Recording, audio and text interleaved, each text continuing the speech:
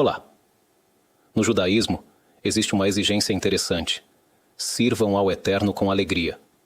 Ou seja, todo judeu é requisitado em todo momento a estar alegre. No livro Espíritos dos Justos, é feita a seguinte pergunta: como é possível exigir de uma pessoa que não tenha medo se ela está com medo? Como é possível exigir de alguém que esteja alegre se ele não está alegre? Ou seja, há coisas que podemos pedir a uma pessoa que realize, uma ação prática, mas emoções. É possível exigir de alguém: sirva ao Eterno com alegria, fique alegre, não tenha medo? Isso é uma questão emocional. Como é possível exigir isso? Todo ser humano deseja alcançar esses níveis, e no judaísmo essa exigência é tão importante que há até uma crítica na Torá, assim escreve Maimônides, sobre o versículo: por não teres servido ao Eterno teu Deus, com alegria e de coração pleno, mesmo com abundância de tudo. E por causa disso, Deus nos livre, podem vir consequências desagradáveis depois. Há apenas 2 meses no ano em que somos orientados a alterar essa dosagem. Quando entra o mês de abril, diminui-se a alegria. Não está escrito para ficar triste ou parar de se alegrar, apenas diminuir em relação ao habitual. E em Adar, quando entra Adar, aumenta-se a alegria. E a pergunta se levanta e se intensifica, principalmente em tempos difíceis, quando a própria pessoa está passando por algum tipo de sofrimento, por um caminho árduo, quando o povo de Israel se encontra em uma situação difícil. Como é possível pedir à pessoa que esteja alegre apesar de tudo? Principalmente para quem vive experiências duras, incômodas, perturbadoras. Em primeiro lugar, o livro Caminhos dos Justos explica que o santo, bendito seja, deseja que o povo de Israel esteja alegre, que toda a humanidade esteja alegre. Sirvam ao Eterno com alegria. Isso porque o santo, bendito seja, não é um rei tirano, que quer que cumpram sua vontade para benefício próprio. Ele é um rei que ama aqueles que criou, e tudo o que ele exige de nós é, na verdade, para o bem da própria pessoa. Por isso ele diz: sirvam ao Eterno com alegria. Eu quero que vocês sejam felizes, que saibam que tudo isso é para o bem de vocês. A grande pergunta é: como é possível estar alegre em qualquer situação? Com a ajuda de Deus, vamos refletir também sobre os conceitos de alegria, de melodia, de dança e de riso. Qual é o significado de tudo isso, de uma perspectiva judaica mais profunda? Para alcançar a alegria, comecemos justamente pelo tema da alegria. Para chegar a esse estado, existem 2 caminhos de ação, um caminho intelectual e um caminho prático. Através deles, a pessoa pode despertar suas emoções e atingir a alegria. Pois, como o autor escreve no livro, embora seja difícil exigir de alguém que seus sentimentos atuem de determinada forma, por exemplo dizer, não tenha medo, quando a pessoa está com medo, ou fique alegre, quando ela não está alegre, ainda assim é possível exigir da pessoa que utilize seu pensamento, sua razão, para despertar o sentimento de alegria, para despertar o sentimento de confiança, de tranquilidade, porque a mente pode controlar o coração e direcioná-lo de maneira correta, desde que haja uma abordagem correta. Quando se examina e analisa, do ponto de vista do pensamento, o que está ao nosso alcance para alcançar uma alegria constante, olhamos para o mundo das crianças. Ao observarmos a natureza da criação, a natureza humana, nos perguntamos: a natureza do ser humano é ser triste e ele precisa de um motivo para ser alegre? Ou a natureza humana é ser alegre e ele precisa de um motivo para ficar triste? Quando olhamos para o mundo dos adultos, a sensação imediata é que a natureza do ser humano é ser triste e que ele precisa de um motivo para se alegrar.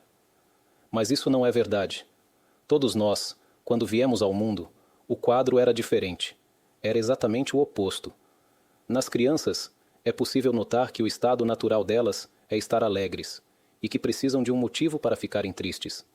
E no momento em que o problema se resolve, por exemplo, tiraram algo dela, ela chora de forma intensa. Assim que as coisas se ajeitam, ela retorna à alegria de viver e já esqueceu que há 1 minuto atrás chorava copiosamente. O estado natural do ser humano é estar alegre, mas ao longo da vida, algo começa a desajustar nossos sistemas naturais de alegria. E ao analisar o que realmente faz uma criança estar alegre, quais são as sensações internas que levam uma criança à alegria? A resposta é que ela se sente o centro do mundo. Ela não tem preocupações. Aquilo de que precisa, alguém cuida. Ela tem a quem recorrer, tem em quem se apoiar. Essa é a sensação natural de uma criança. Ela sabe que no momento em que precisar de algo, há alguém a quem recorrer. Ela sabe que nem sempre receberá o que quer, mas a sensação interior é de segurança. Ela se sente central. E o interessante é que os sábios do Talmud, no Tratado de Sanhedrin, afirmam: por isso foi criado o homem como único. Quando o santo, bendito seja, criou o mundo, de toda criatura, de toda árvore, de tudo que ele criou vários exemplares, não apenas um.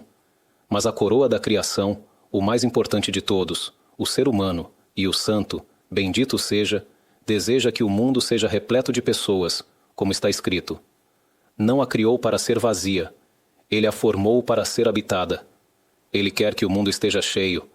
A mitzvah de frutificar e multiplicar é que hajam muitas pessoas no mundo. Mesmo assim, ele criou apenas um ser humano. De tudo mais, ele criou muitos tipos de árvores, muitos animais, muitos elementos da natureza. Por que então criou apenas um homem? Crie vários seres humanos, espalhe-os pelo mundo, e em pouco tempo o mundo estará cheio de pessoas, conforme sua vontade. A Mishnah ensina: por isso foi criado o ser humano como único. Ali são dadas várias razões, e uma delas é para que a pessoa reconheça o seu próprio valor, que ela é única no mundo, que nunca houve e nunca haverá alguém como ela, em nenhum outro lugar. A tal ponto que a expressão que aparece ali é: por isso, cada pessoa deve dizer: o mundo foi criado para mim. À primeira vista, isso parece ser um ensinamento que conduz ao orgulho, à arrogância, à superioridade. A Torá sempre nos educa para a humildade, para a consideração com o próximo.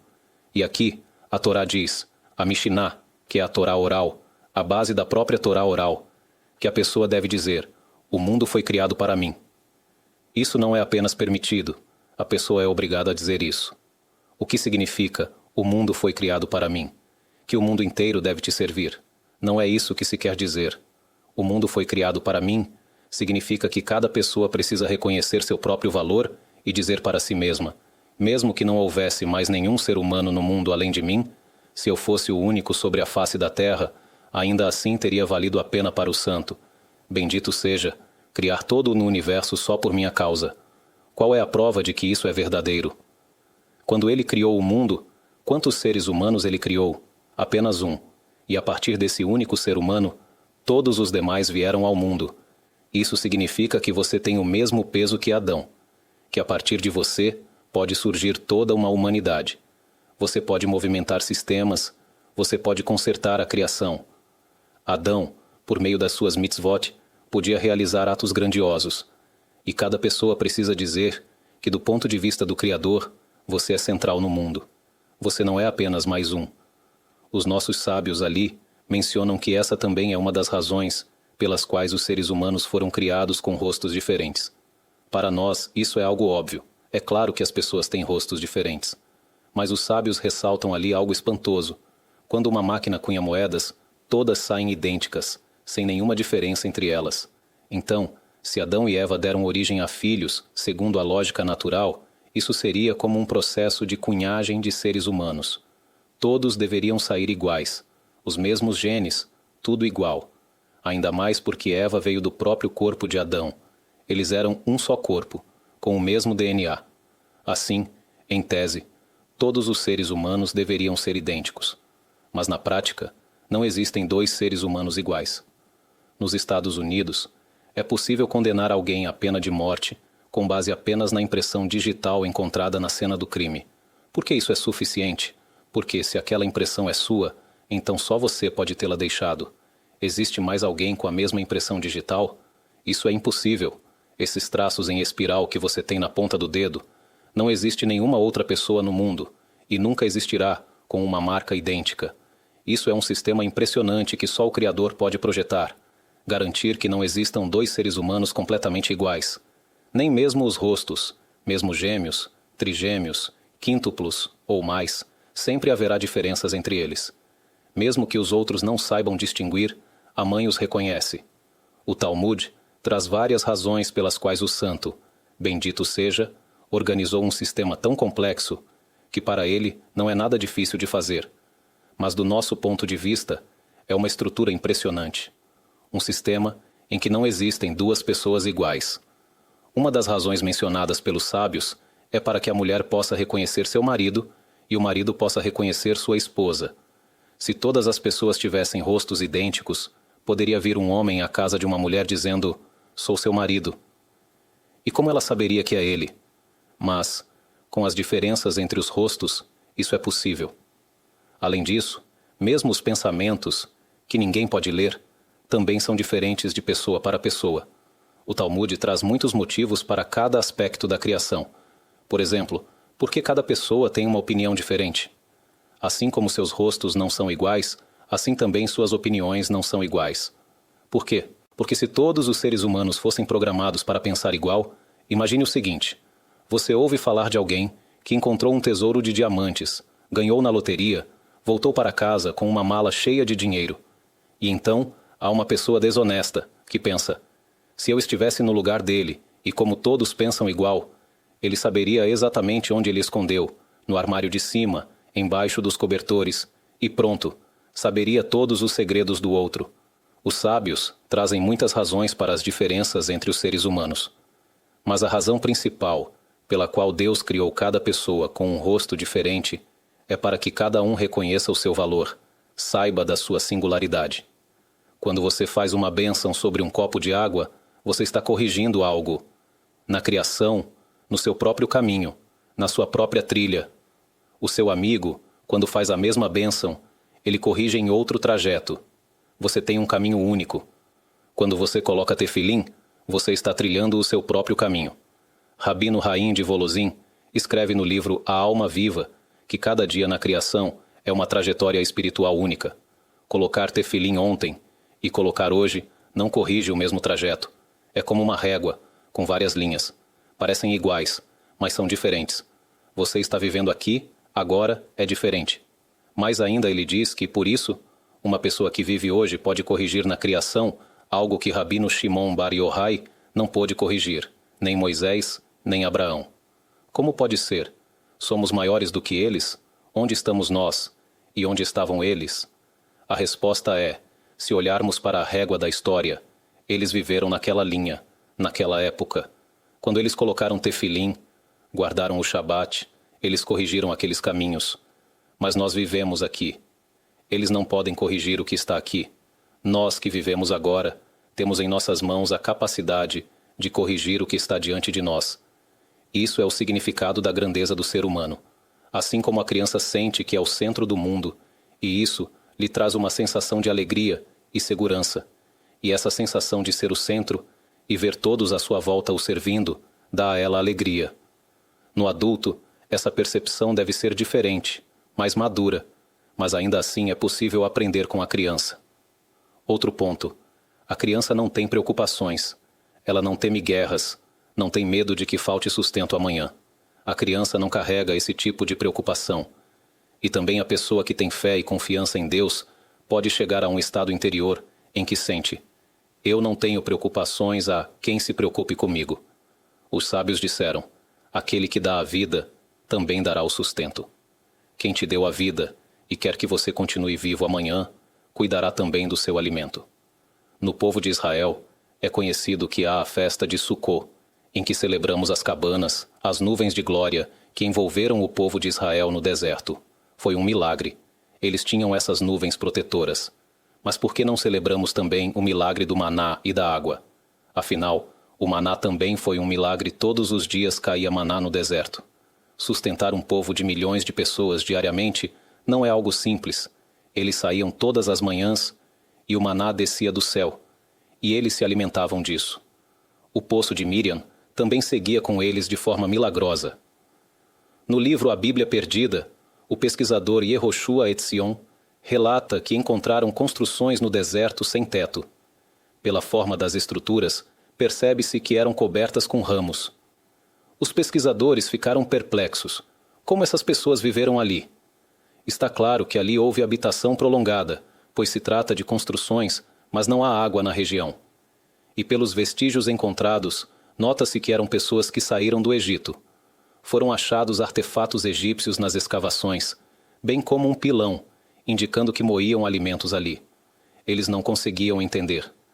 Yehoshua Etzion escreve em seu livro que não tem dúvidas de que essas construções são justamente as Sucó, as cabanas que o povo de Israel construiu ao sair do Egito.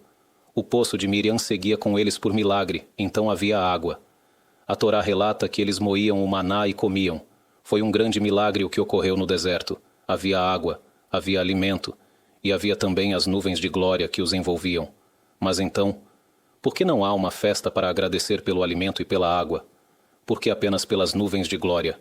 A resposta é: se Deus te conduz ao deserto, Ele é obrigado a cuidar de você. Se Ele te coloca no deserto, Ele tem que te dar sustento. Já as nuvens de glória, isso é mimo, é luxo, é algo além do necessário. Teríamos conseguido nos virar também sem elas. Por isso, há uma gratidão especial pelas nuvens de glória. E isso não se limita ao deserto. Toda pessoa que vive no mundo deve dizer a si mesma: Deus me criou. Ele quer que eu viva. Ele irá me sustentar. Sim, é meu dever fazer a minha parte, o meu esforço. Mas se algo não está dando certo, se não estou conseguindo achar trabalho, eu não preciso afundar em medos e depressões. Quem dá a vida, dá também o sustento. Vamos ler as palavras do livro Caminhos dos Justos sobre esse ponto. Ele escreve o seguinte: aquele que acredita em Deus com o coração pleno e confia nele 100%, essa pessoa, através da sua confiança, nunca terá medo de nada ruim. Você não teme nada, porque sabe que aquele que criou tudo domina a natureza, cuida de você e provê para você. Essa confiança o levará a nunca ter medo de coisa ruim e a não se tornar submisso a outro ser humano apenas para agradá-lo. Você não se sentirá escravizado a nenhuma pessoa no mundo só para satisfazê-la. Existe sim uma situação de gratidão. Você tem um chefe no trabalho? Você o trata bem? Reconhece o bem que ele lhe faz? Afinal, ele lhe proporciona sustento, também como ser humano. Mas você não distorce a si mesmo só para agradá-lo por medo. Você não tem medo dele. Você sabe que ele não é Deus. Existe um Criador do mundo. Agora estou trabalhando para esse chefe. Ele está me dando o sustento. Mas ele é apenas um canal usado por Deus. Ele não decide. Ele não é o dono de mim. Não trabalhará para outro homem com a intenção de agradá-lo, nem colocará sua esperança em ninguém. Isto é, ele não viverá com a sensação de que a salvação virá de um ser humano. Tenho um problema e tal pessoa vai me salvar. Não confiem em príncipes, no ser humano, em quem não há salvação, como está escrito no versículo. Ele continua dizendo que uma pessoa assim mesmo quando zombam dela ou a desprezam, ela não se envergonha. Como disse o profeta, e o Senhor Deus me ajudará, por isso não me envergonhei. Eu não me envergonho, porque sei que estou fazendo o que é certo, então não me importo com o que os outros dirão. Uma pessoa que vive assim é muito mais livre. Um dos fatores mais profundos que trazem tristeza ao ser humano é o sentimento de escravidão. O que vão dizer de mim? O que pensam sobre mim? Essa pressão do olhar alheio destrói a alegria de viver. Mas quando a pessoa sabe, esse sou eu, mais gordo, mais magro, com este rosto ou com outro, e não se inquieta com isso, porque ela não é dependente das pessoas. Ela sabe, preciso encontrar graça aos olhos de Deus. Somente Ele vai cuidar de mim. Ela retorna, de certa forma, à alegria de viver da sua infância, mas agora de uma forma saudável. Não como a criança que não tem uma visão correta da vida. Aqui é diferente. É saudável. A pessoa entende que ela é importante para Deus. Ela tem em quem se apoiar. Não tem preocupações. Ela está informada, sabe das notícias, sabe o que está acontecendo, mas sabe que há alguém que supervisiona tudo, alguém que dirige o mundo. O pensamento, uma visão correta, é a chave para a pessoa ter alegria de viver.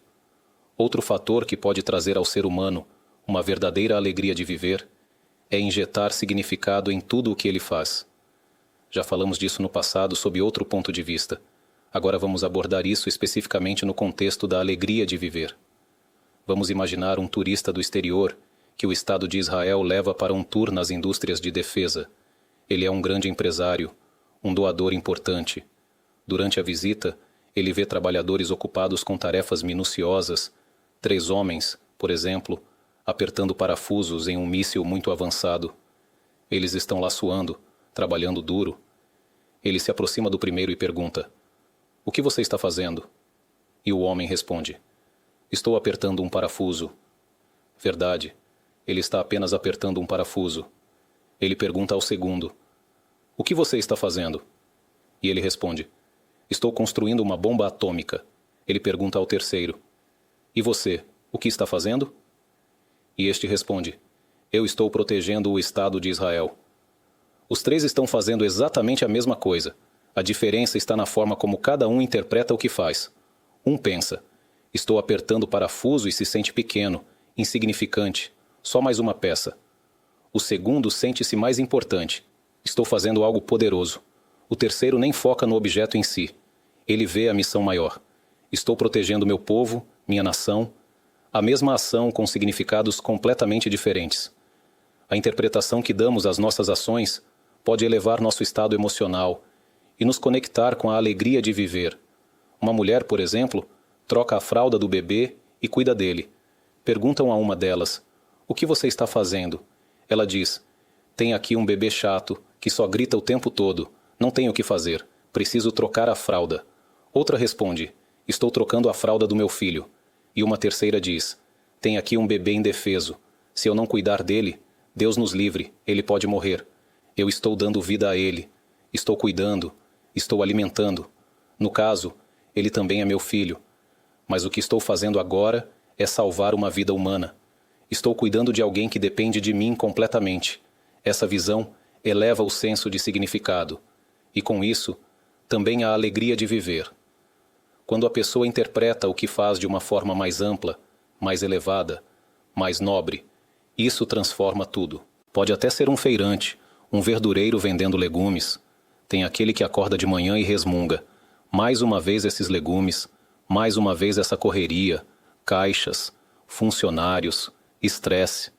E tem outro que diz: "Hoje eu acordo e vou fornecer alimento saudável para as pessoas.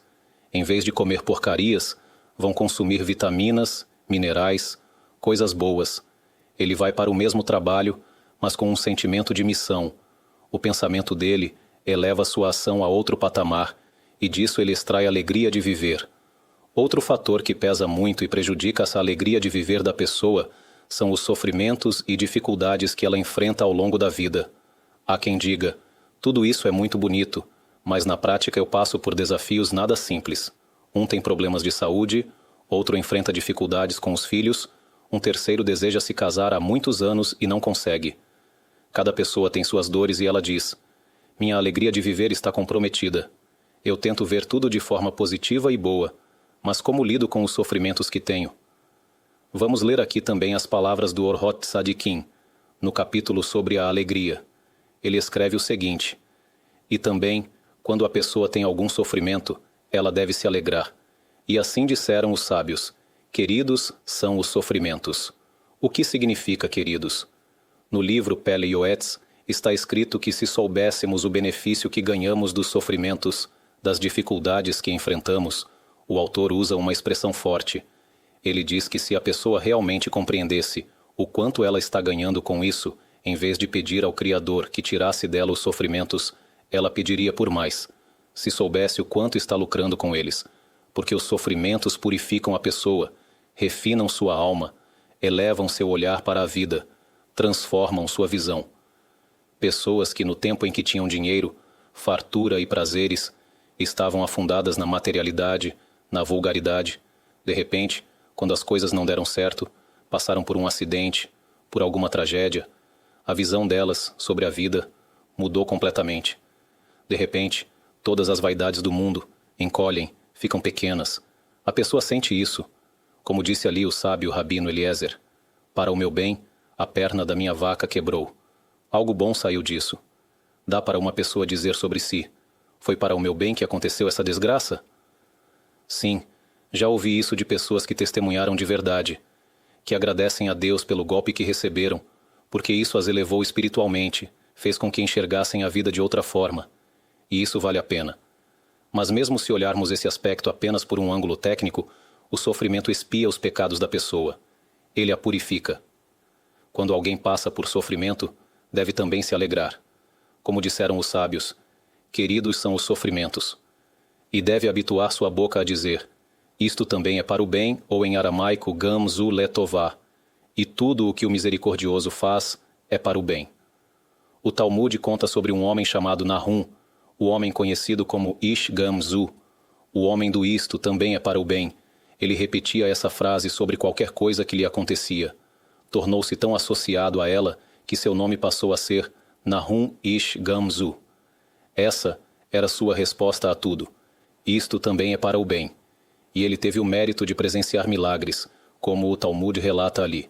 Da mesma forma, Rabino Akiva costumava dizer, tudo o que o misericordioso faz é para o bem. Tudo o que Deus faz, mesmo que não compreendamos no momento, é para o nosso bem. O famoso relato que também aparece no Talmud conta que Rabi Akiva certa vez passou por uma situação complicada com seu jumento, seu galo e sua lamparina. Naquela época, o galo funcionava como o despertador biológico. Ele tem um mecanismo natural no cérebro que o faz despertar e cantar alto assim que começa a clarear o dia. Não havia eletricidade, então as pessoas aproveitavam a luz do sol, dormiam ao escurecer e acordavam com o amanhecer. Por isso, fazemos a bênção, aquele que dá entendimento ao galo para distinguir entre o dia e a noite. Rabi Akiva também tinha um jumento, que era seu meio de transporte, e ele carregava uma lamparina, com a qual estudava a Torá à noite. Ele viajava de cidade em cidade para dar aulas de Torá. Além de ser o maior sábio da geração, ele também atuava como responsável por fundos de caridade, arrecadando recursos para os necessitados. Certa vez, ele chegou a uma aldeia à noite e tentou encontrar abrigo. Nenhuma casa lhe abriu a porta. Ele não tinha onde dormir. Poderia muito bem ter reclamado. Como pode? Eu vim ajudar as pessoas e é assim que me tratam? Tenho que dormir na rua. Mas ele saiu e foi dormir no campo, fora da cidade, uma situação nada agradável. Mesmo assim, ele disse sua frase habitual. Tudo o que o misericordioso faz é para o bem. Durante a noite, um vento soprou e apagou sua lamparina. Ele queria estudar, mas sem luz, não podia. Em seguida, ouviu o galo cantar, mas logo veio uma raposa e devorou o galo. Mal teve tempo de se recuperar desse susto, quando apareceu um leão e matou o jumento. Ele estava agora sozinho no campo, sem luz, sem despertador, sem transporte. Naquela época, ainda havia leões em Israel, como nos tempos de Sansão e do rei Davi, que enfrentaram leões e ursos. Até há algumas décadas, ainda havia leopardos na região de En-Gedi. Qualquer outra pessoa no lugar dele diria, não entendo. Por que isso está acontecendo comigo? Mas Rabi Akiva, para cada coisa que acontecia, dizia, tudo é para o bem. Na manhã seguinte, ao se aproximar da aldeia, viu fumaça subindo ao céu. Toda a cidade tinha sido atacada por assaltantes durante a noite. Invadiram as casas, mataram os moradores, colocaram fogo em tudo, saquearam todos os bens. Rabi Akiva então disse, quanto eu agradeço ao Criador do mundo por não terem me deixado entrar naquela cidade. Quanto eu agradeço por a lamparina ter se apagado. Se eles vissem a luz, viriam até mim. Se ouvissem o galo cantar, ou o jumento zurrar, saberiam que havia alguém no campo e teriam me atacado também. O santo, bendito seja, eliminou todas as coisas que poderiam me prejudicar, só para me manter vivo. Esse é o poder da confiança em Deus. Perceber que até os contratempos mais desconcertantes podem ser, na verdade, uma proteção disfarçada. Às vezes a pessoa enxerga isso logo de manhã, e às vezes só entende depois de um tempo. Aqui, o Orhot Tzadikim traz um relato do Talmud. O Talmud conta sobre 2 homens que iam embarcar em um navio. Um deles, ao se aproximar, acabou com um espinho cravado no pé, a ponto de não conseguir embarcar. Tentou entrar e o espinho o feriu com tanta força que precisaram levá-lo ao hospital. Enquanto isso, o outro embarcou normalmente. O que foi impedido de embarcar começou a amaldiçoar o dia em que nasceu. Ele devia estar indo buscar sustento, resolver assuntos importantes e agora teria que esperar meses até que houvesse uma nova viagem. Algum tempo depois, ele ficou sabendo que o navio havia afundado e todas as pessoas a bordo morreram. Então começou a louvar o Criador, bendito seja, pois entendeu que tudo aquilo aconteceu para salvá-lo. Ou seja, há pessoas que enxergam de imediato que tudo foi para o bem, e há quem só entende depois de alguns meses. E há aqueles que só vão compreender isso após 120 anos, quando chegam ao mundo vindouro, e só então percebem que tudo foi para o bem.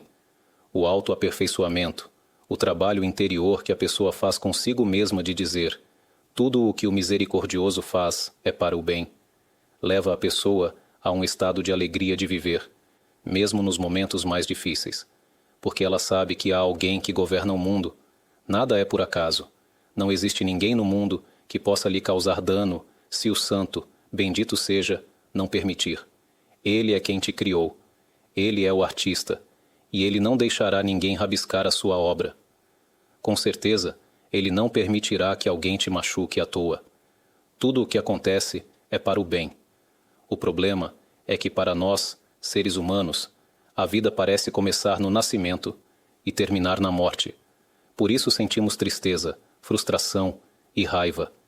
Mas quando a pessoa entende que houve vida antes e a vida depois, ela enxerga este mundo como ele realmente é, temporário, passageiro. O mundo é como um corredor que antecede o mundo vindouro, e com essa visão, tudo se torna mais leve.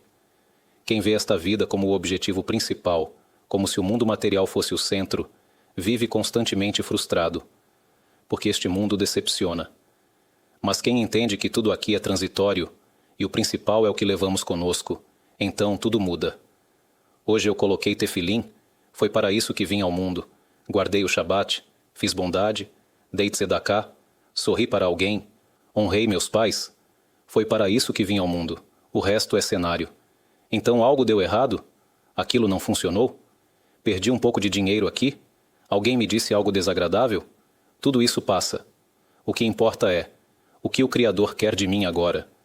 E essa pessoa vive sempre se avaliando, buscando qual é a vontade de Deus para mim neste momento.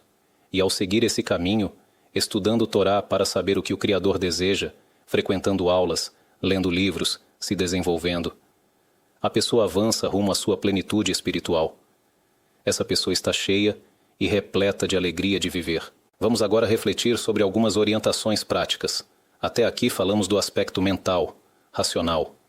Agora vamos entrar em ações que despertam e fortalecem a alegria de viver de forma mais sensorial e emocional. No livro O Código, na letra Samá, traz-se uma ampliação importante na nossa Torá a respeito do poder da música, do canto e da melodia, e como isso pode conduzir a pessoa à alegria autêntica. Nossos sábios disseram o seguinte: está escrito sobre o profeta Eliseu. E aconteceu que, ao tocar o músico, veio sobre ele a mão de Deus. No Talmude de Jerusalém, é contado que Iona ben Amitai, o profeta Jonas, sim, o mesmo do conhecido episódio do barco e da cidade de Nínive, cuja história lemos em Yom Kippur, era apenas um judeu comum, um Ole Regel, um dos que iam ao templo nas festas. Ele não nasceu profeta. Certa vez, durante a festa de Sukkó, ele chegou ao pátio do templo sagrado e participou da celebração da extração da água. Os sábios disseram: quem não viu a alegria da Simhat Beit Hashoeva, nunca viu alegria em sua vida. Era uma celebração de elevação espiritual pura, de santidade. Os homens ficavam embaixo, as mulheres em cima, e havia uma luz que iluminava toda Jerusalém. Era uma alegria imensa, envolvente, sagrada. Jonas entrou nessa atmosfera de alegria, com canto, dança, música, e chegou a um estado de conexão profunda com o Criador. E então a profecia veio sobre ele. É isso que os sábios dizem, para ensinar que a inspiração divina só repousa sobre alguém cujo coração está alegre. Mas por quê? Qual o sentido disso? Cada um de nós, homem ou mulher, tem uma alma, uma centelha divina. Mas por que não ouvimos Deus? Por que não sentimos conexão espiritual o tempo todo? Porque existe uma barreira chamada corpo. O próprio Criador disse: o homem não pode me ver e continuar vivo. Ou seja, enquanto a alma está dentro de um corpo, existe um véu, uma separação. Após a morte, no mundo vindouro, tudo se torna claro. Mas neste mundo, a alma está envolta pelo corpo, justamente para que tenhamos livre arbítrio, enfrentemos tentações, superemos desafios e com isso mereçamos recompensa. Mas o verdadeiro ser humano é a alma. O corpo serve como um filtro, uma barreira entre o ser humano e o Criador. Contudo, quando a pessoa chega a uma alegria pura, uma alegria de mitzvah, uma alegria de santidade e pureza, e se envolve com melodia, canto, música, isso toca as fibras mais profundas da alma, atravessa o corpo, penetra até os pontos mais sensíveis do ser interior. E então, mesmo ainda dentro do corpo, é como se não houvesse corpo algum. Foi isso que aconteceu com Jonas ben Amittai. Através da elevação que sentiu naquela música sagrada no templo, ele atingiu um estado em que não sentia mais o corpo, sem desejos, sem paixões, sem distrações, apenas um anseio, ligar-se ao Criador. E então, a profecia repousou sobre ele. É esse o sentido do versículo sobre o profeta Eliseu. Mesmo sendo um grande profeta, quando estava com raiva, ainda que por um motivo justo, pois um rei idólatra viera até ele junto com o rei de Judá, ele não conseguia profetizar. A raiva impedia a conexão. Ele então pediu: tragam-me um músico. E está escrito: e aconteceu que, ao tocar o músico, veio sobre ele a mão de Deus. Ou seja, a música pura, com intenção sagrada, tem o poder de quebrar as barreiras do corpo e permitir a alma se elevar, até o ponto de profecia. E para nós, até o ponto de alegria verdadeira e duradoura. Mais um trecho do Talmud. Os sábios trazem uma aparente contradição nas palavras do rei Salomão. Afinal, a alegria é algo bom ou não? Em um lugar, Salomão escreve: e eu elogiei a alegria. Ou seja, estar alegre é algo bom. Mas em outro lugar, ele diz: ao riso, eu disse, tolice. E da alegria, o que ela produz? Ele parece menosprezar a alegria e o riso. Então o que acontece, rei Salomão?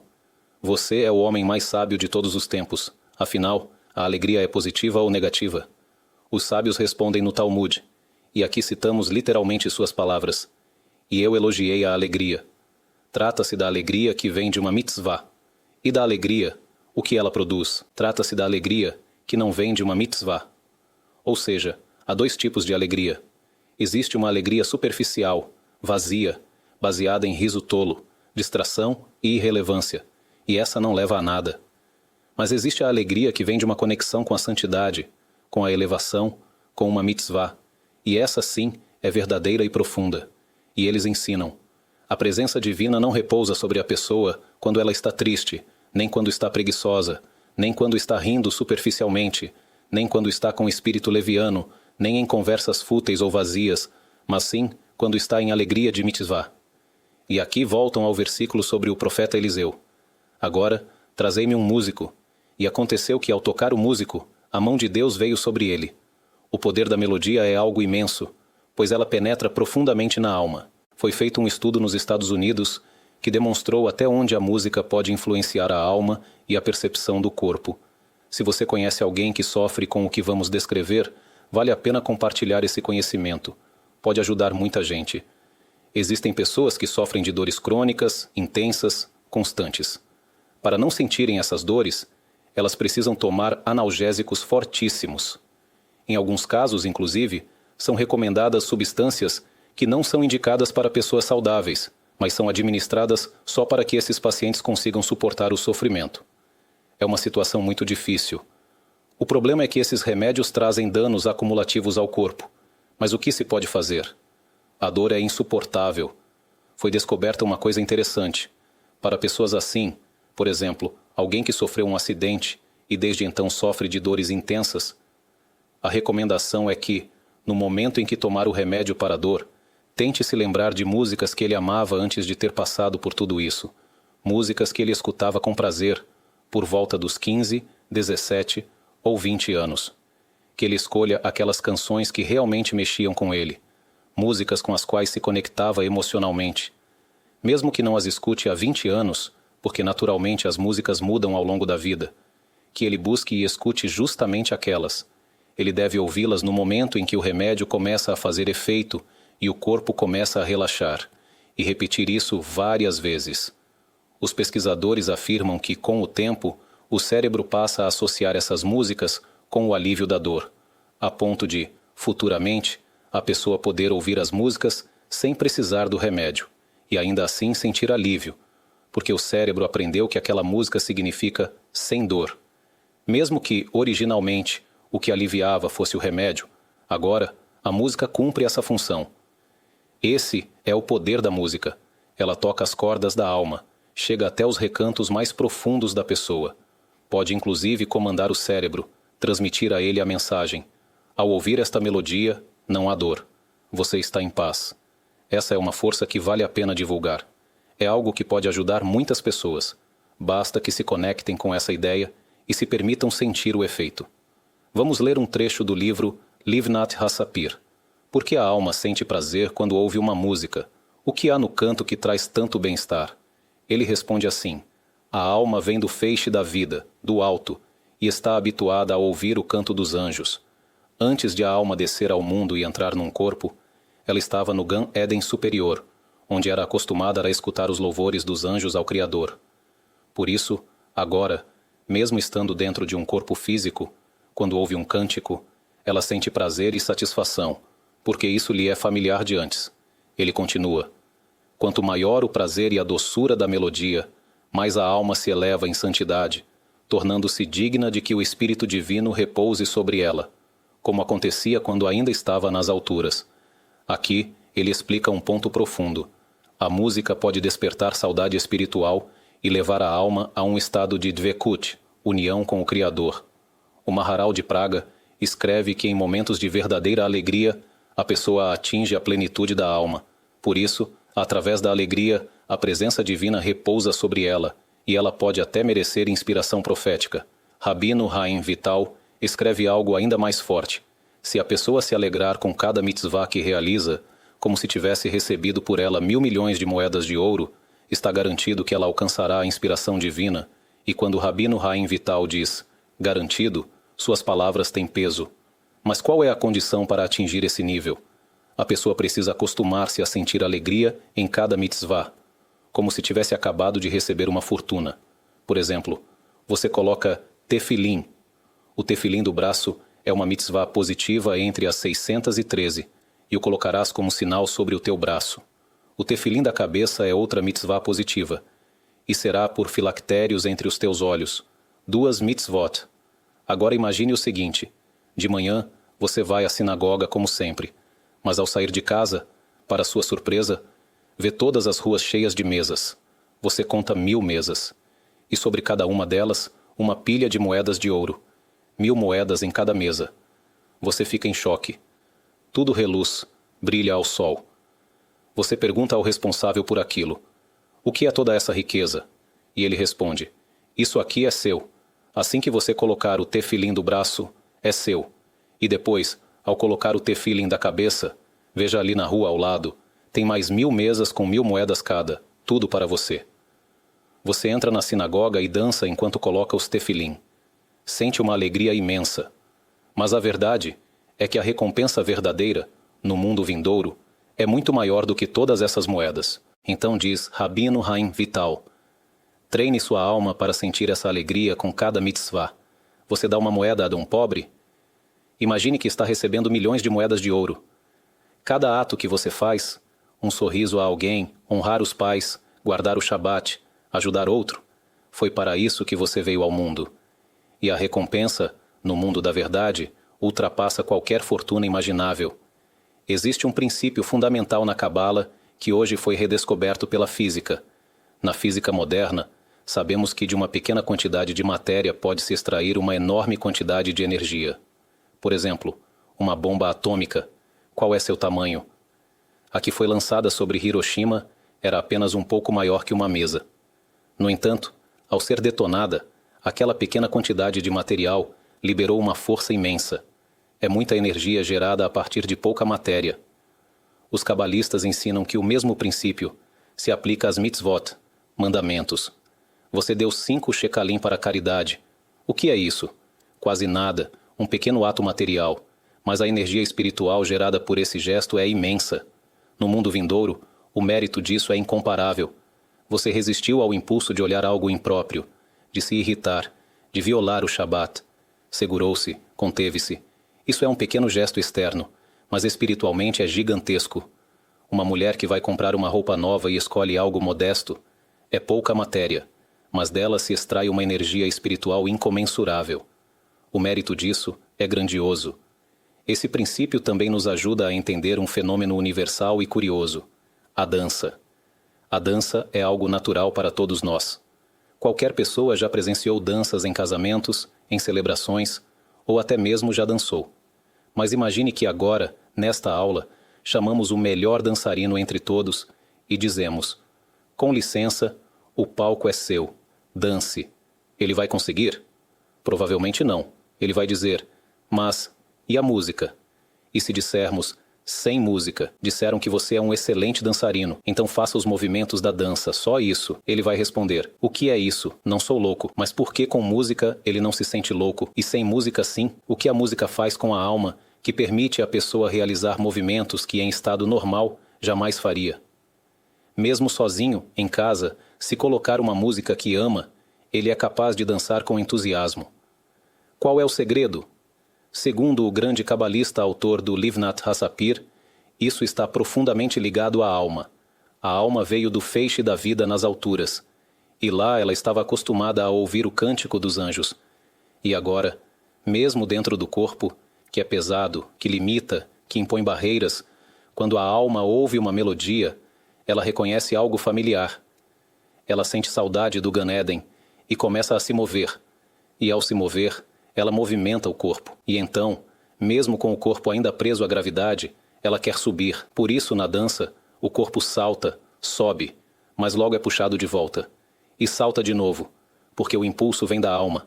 Um desejo de retornar ao alto, ao espiritual, ao que ela já conheceu antes de descer a este mundo. Esse é o verdadeiro fundamento da dança, um anseio profundo da alma por seu lugar de origem.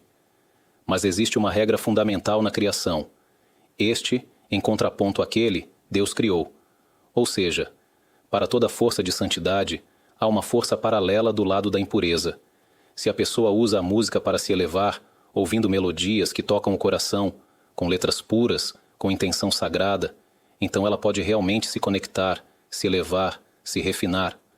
Mas também há músicas que destroem a alma, letras negativas, ritmos degradantes, que causam confusão, barulho interno, agitação. Elas podem rebaixar a pessoa, impedir que ela pense, que reflita, levando-a a agir com impulsividade, sem propósito. A música é uma força poderosa. Veja o fenômeno das celebridades. As pessoas podem idolatrar um cantor, mas pense bem, o que ele está fazendo, emitindo sons pela garganta, movendo a língua, os lábios, os dentes, soltando o ar, só isso. E mesmo assim, ele é venerado. Por quê? Isso mostra quanto o canto toca profundamente a alma. Quando você ouve alguém cujo canto entra no seu coração, isso pode até gerar admiração e idolatria. E por isso, cada pessoa precisa estar consciente. Quem eu estou admirando? Quem realmente vale a pena admirar? Às vezes vem um cantor de outro país, ou uma atriz famosa. Todos correm atrás, aplaudem, veneram. Mas no mundo vindouro, ninguém vai querer chegar nem a 100 quilômetros de distância dessas pessoas, por causa do sofrimento que as almas delas enfrentam, pelas falhas, pelos danos espirituais, pelas influências negativas que causaram. A pessoa precisa olhar para a vida com um olhar verdadeiro. Não se deixar levar pela onda superficial que o mundo joga sobre nós, essa cultura que distrai, que ilude, que rebaixa. É preciso buscar um olhar mais profundo, mais elevado, mais autêntico. Neste ponto final, que também traz alegria de viver à pessoa, está escrito no versículo: os preceitos do Eterno são retos, alegram o coração. Quando a pessoa estuda a Torá, ela recebe uma alegria verdadeira no coração. Estabelecer horários fixos para o estudo da Torá, todos os dias, é algo essencial. É verdade que há um instinto negativo, o Yetzer Hará, que tenta atrapalhar a pessoa. Vai comer algo? Veja as notícias, assista a um filme, viaje para algum lugar. Tudo para confundir, para afastar. Mas se o que você realmente quer é a alegria de viver, então você precisa de uma aula de Torá todos os dias. Assim como encontramos tempo para alimentar o corpo, mesmo em dias corridos, também devemos lembrar que a alma precisa de sua refeição diária.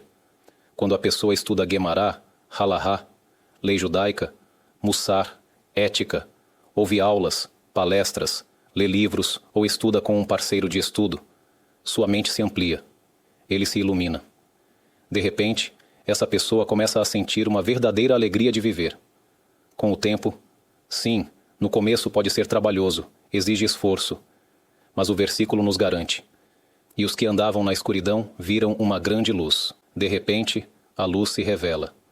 Os portões do entendimento se abrem. Ele começa a compreender a linguagem da Guemará, da Halahá, começa a subir degraus elevados, que possamos dedicar esta aula à proteção do povo de Israel e dos soldados de Israel, em qualquer lugar onde estejam, e que o Eterno proteja todos os presentes aqui conosco, todos os que nos assistem, em qualquer lugar do mundo, com longa vida e muitos anos de paz. Amém.